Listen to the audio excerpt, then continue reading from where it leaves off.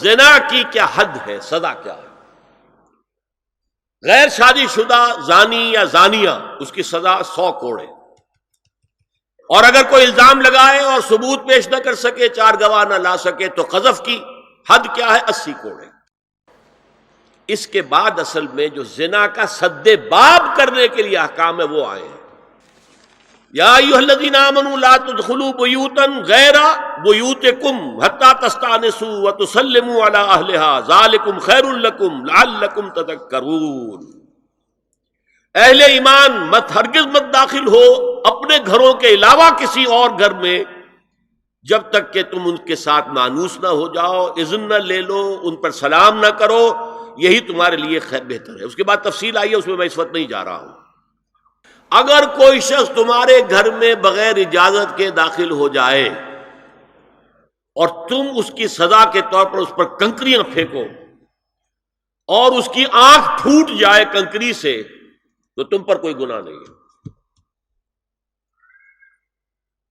بغیر اجازت کے گھر میں آ گیا ہے، بغیر اذن کے، بغیر استئذان کے کنکریاں مارو اور کنکری سے آنکھ پھوٹ جائے، فما کان علیک من جناح، کوئی حرج نہیں۔ اسی طرح آیا ہے من اطلع دار قوم بغیر اذنہم ففقعوا عینہ فقد حضرت عینہ، یہ ابو داؤد کی روایت ہے۔ جو شخص بغیر اذن لیے کسی کے گھر میں داخل ہوا ہے اور اگر اس نے اس کی آنکھ پھوڑ دی تو اس کے اوپر کوئی ہرجانہ نہیں ہے، کوئی اس کی دیت نہیں، کوئی ہرجانہ نہیں۔ اجازت لینے کے ضمن میں کیا ہے؟ حضور نے طریقہ بتایا، 3 مرتبہ پکارنے کی حد مقرر کر دی، فرمایا اگر تیسری مرتبہ پکارنے پر بھی جواب نہ آئے تو واپس ہو جاؤ۔ قرآن میں بھی ہے اذا قیل لکم ارجعوا فارجعوا، اگر تم وہ کہتے چلے جاؤ، ملاقات نہیں ہو سکتی، چلے جاؤ۔ ہاں اگر آپ ٹائم لے کر آئے ہیں تب بات دوسری ہے، پھر تو اس کو ملنا ہے، لیکن آپ ایسے ہی پہنچ گئے ہیں، پتہ نہیں وہ اپنی کس مصروفیت میں ہے، آپ کا حق نہیں ہے کہ وہ آپ کو ریسیو کرے اور آپ سے بات کرے۔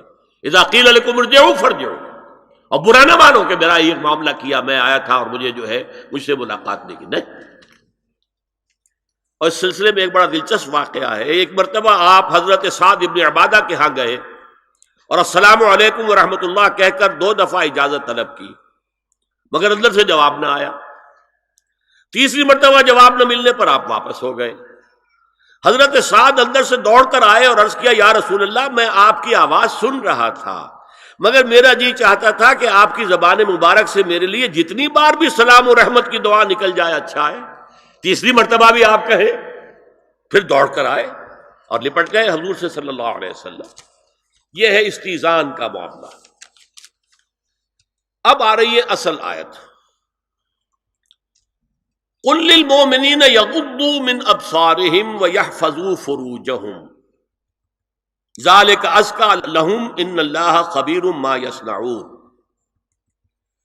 وقل للمؤمنات یغضضن من ابصارہن ویحفظن فروجہن ولا یبدین زینتہن الا ما ظہر منها وَلْيَضْرِبْنَ بِخُمُرِهِنَّ عَلَى جُيُوبِهِنَّ وَلَا يُبْدِينَ زِينَتَهُنَّ إِلَّا لِبُعُولَتِهِنَّ أَوْ آبَائِهِنَّ أَوْ آبَاءِ بُعُولَتِهِنَّ أَوْ أَبْنَائِهِنَّ أَوْ أَبْنَاءِ بُعُولَتِهِنَّ أَوْ إِخْوَانِهِنَّ أَوْ بَنِي إِخْوَانِهِنَّ أَوْ بَنِي أَخَوَاتِهِنَّ أَوْ نِسَائِهِنَّ أَوْ مَا مَلَكَتْ أَيْمَانُهُنَّ أَوِ التَّابِعِينَ غَيْرِ أُولِي الْإِرْبَةِ مِنَ الرِّجَالِ أَوِ الطَّفْلِ الَّذِينَ لَا يَظْهَرُوا عَلَى عَوْرَاتِ النِّسَاءِ وَلَا يَضْرِبْنَ بِأَرْجُلِهِنَّ لِيُعْلَمَ مَا يُخْفِينَ مِنْ زِينَتِهِنَّ وَتُوبُوا إِلَى اللَّهِ جَمِيعًا أَيُّهَا الْمُؤْمِنُونَ لَعَلَّكُمْ تُفْلِحُونَ۔ یہ لمبی آیت ہے۔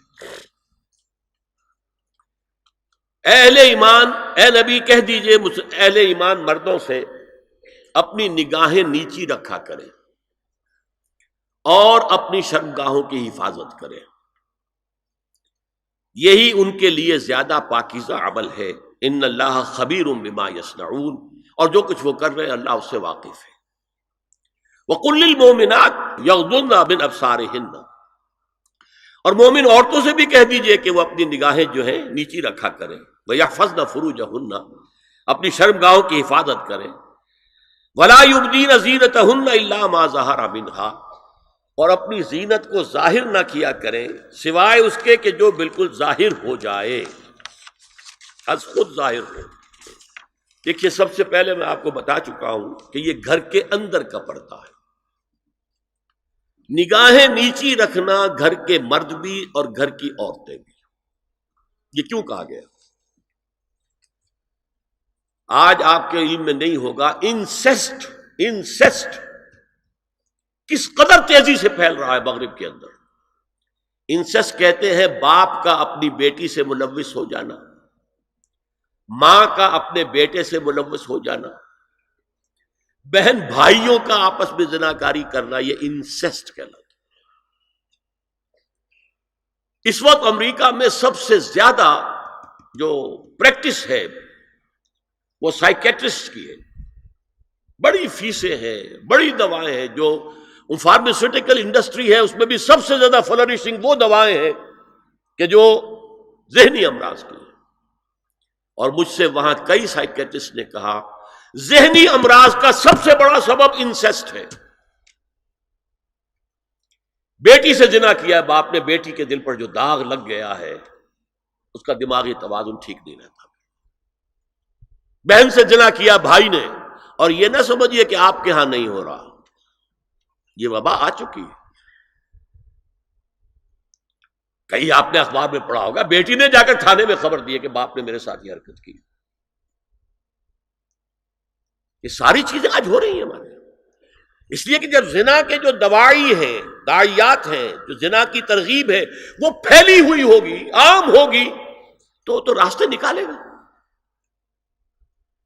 گھروں میں مرد بھی اپنی نگاہیں نیچی رکھیں. کیا مطلب؟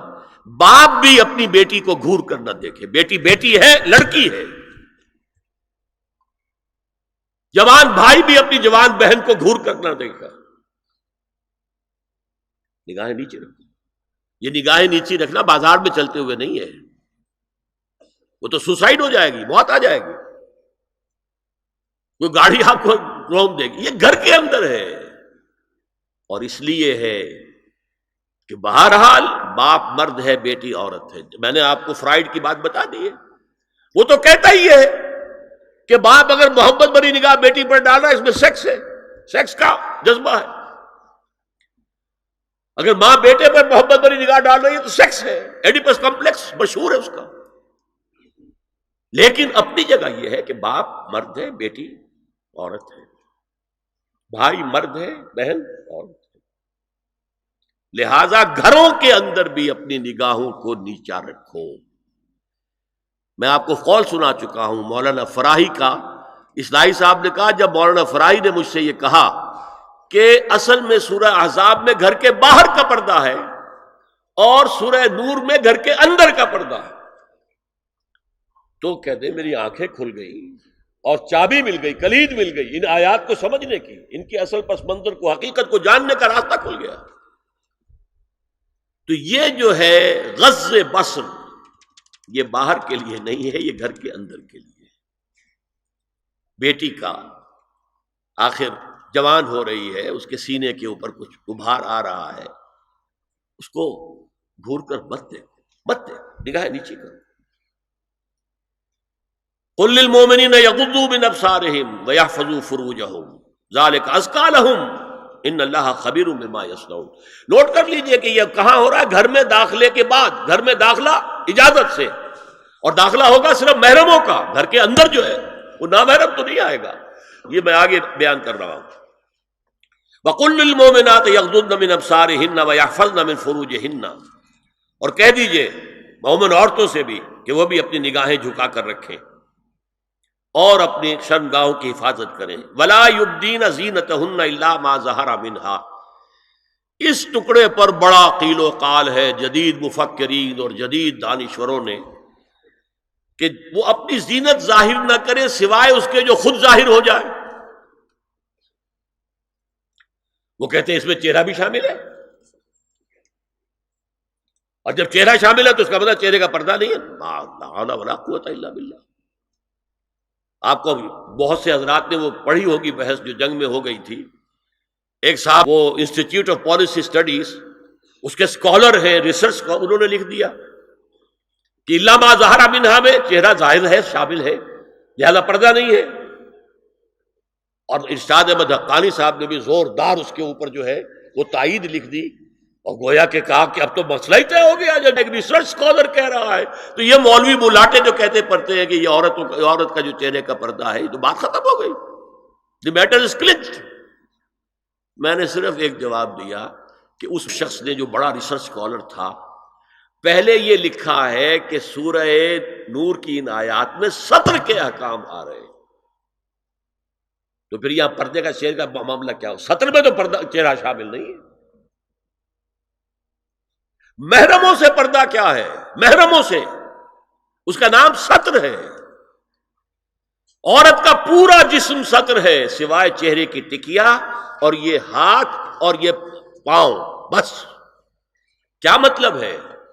بھائی بھی نہیں دیکھ سکتا بہن کے جسم کا کوئی اور حصہ، باپ بھی نہیں دیکھ سکتا بیٹی کے جسم کا کوئی حصہ، یہ سطر ہے۔ سطر محرموں سے پردہ ہے۔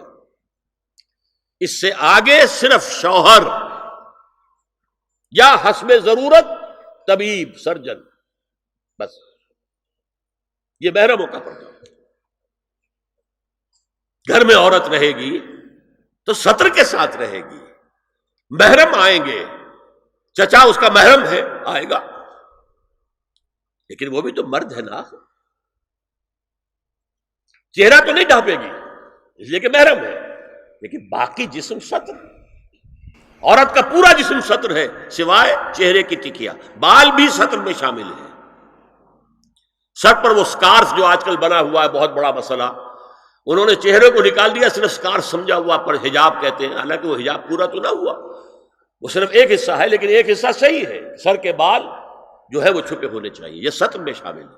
چہرے کی ٹکیا ہے جو سطر سے باہر ہے، ہاتھ ہے پونچوں سے باہر، اور پیر ہے ٹخنوں سے نیچے، بس۔ اللہ اللہ خیر سے تو فرمایا ما ظہر منہا من زینتہن میں الا ما ظہر منہا میں کیا کیا چیزیں آ سکتی ہیں؟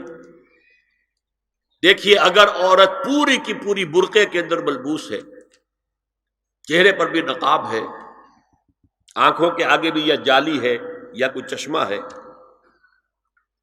تو پھر بھی اس کے حسن کا ایک حصہ وہ ہے جو ظاہر ہے۔ اگر طویل القامت ہے، قد و قامت، یہ حسن کا حصہ ہے کہ نہیں؟ وہ کہاں چھپائے گی؟ اور غالب نے جو شعر کہا ہے، تیرے سرو قامت سے ایک قد آدم قیامت کے فتنے کو کم دیکھتے ہیں۔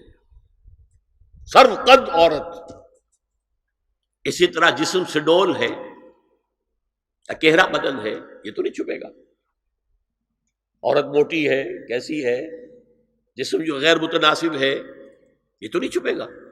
متناسب ہے اعضاء، قداور ہے، اکیرا بدن ہے، یہ ہے وہ چیزیں کہ جو حجاب کے سلسلے میں ما ظہر منہا، یہاں ہو رہا ہے کہ جو سطر کے سلسلے میں ہے ما ظہر منہا، زینت کا، اور وہ چہرہ ہے۔ لیکن اب اس میں ایک اور بات، وَلْيَضْرِبْنَ بِخُمُرِهِنَّ عَلَى جُيُوبِهِنَّ، یہ بھی گھر کے اندر کی بات ہو رہی ہے، چونکہ میں پہلے بتا چکا ہوں، جلباب ہوتا تھا جب گھر سے باہر نکلتی تھی عورت، تو وہ اپنی چادر لپیٹتی تھی اپنے گرد، چہرہ نہیں ڈھانپتی تھی، صرف چہرے کا حکم دیا گیا اس کے ضمن میں۔ وہ سورہ احزاب کی آیت ہے، وہ رہ گئی، میں بیان کروں گا۔ اور خمار اوڑھنی ہوتی تھی جو گھر میں اوڑھتی تھی، گھر میں ظاہر بات ہے کہ جلباب تو نہیں لیا جا سکتا، آخر گھر کا کام کاج کرنا ہے، ہلکی سی اوڑھنی تو وہ گھر میں، لیکن فرمایا وَلْيَضْرِبْنَ بِخُمُرِهِنَّ عَلَى جُيُوبِهِنَّ،